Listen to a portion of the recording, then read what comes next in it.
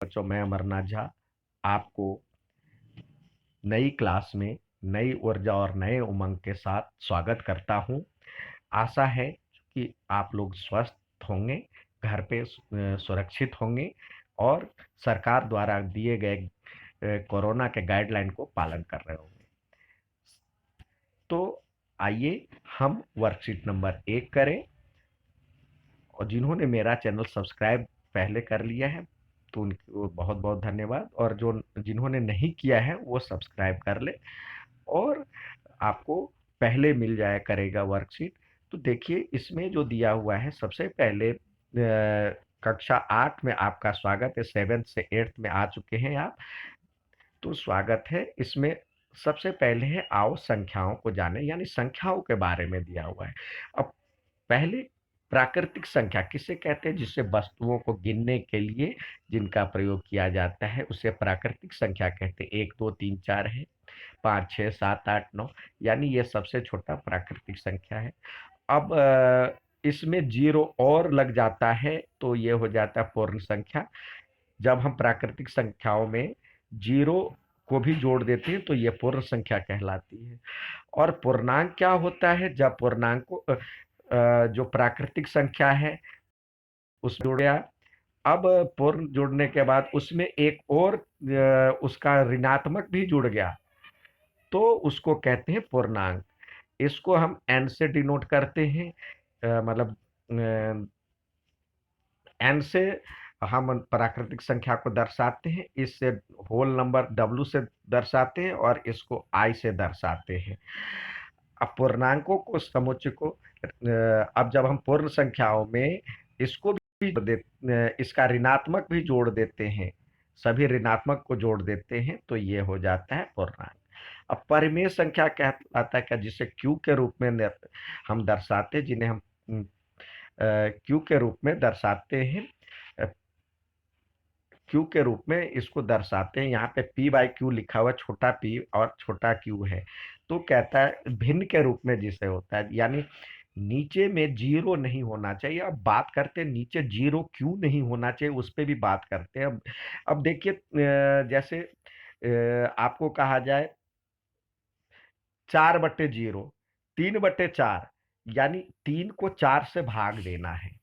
ठीक है, तो यानी आप देखेंगे अ, या पूरी तरह से कट जाए या जो भी आए दशमलव आए या बड़ी संख्या लेकर के देखते हैं। अब जैसे कहा जाए 30 है या 32 है, 32 को 4 से भाग दे करके देखते हैं कितना आता है, तो ये देखते हैं जैसे 32 है। ये क्या है? बार बार सब्सट्रैक्शन ही जो है डिवाइड का रूप होता है। बार बार घटाना, तो घटाते रहिए। भाग दिए तो 8 चौक 32 होता है। यहाँ पे हमने 8 32 पढ़ा, तो ये कट गया, यानी हम बार बार 32 में 4 से भाग घटाएंगे तो ये आएगा 28। 28 में 4 से भाग देंगे, घटाएंगे तो आएगा 24। 24 में करेंगे, 24 में करेंगे 4 घटाएंगे तो 20। 20 में 4 घटाएंगे तो आएगा 16। 16 में 4 घटाएंगे तो आएगा, 16 में 4 घटाएंगे तो आएगा 12। 12 में 4 घटाएंगे तो आएगा 8। 8 में 4 घटाए तो आएगा, 8 में 4 घटाएंगे तो 4। 4 में 4 घटाए तो 0। कितनी बार घटाए? 1 2 3 4। 4 यहाँ पे आ गया, 5 6 7 8, 8 बार घटाए थे तो इसीलिए 8 बार यहाँ पे लिखा। अब यही जीरो जब हम घटाते हैं, देखिए 4/0, तो हम कितनी बार घटाएंगे? तो देखिए 4 - 0 करे तो फिर 4 आया, 4 - 0 करे 4 आया, 4 - 0 करे 4 आया, तो ये कभी खत्म ही नहीं होगा।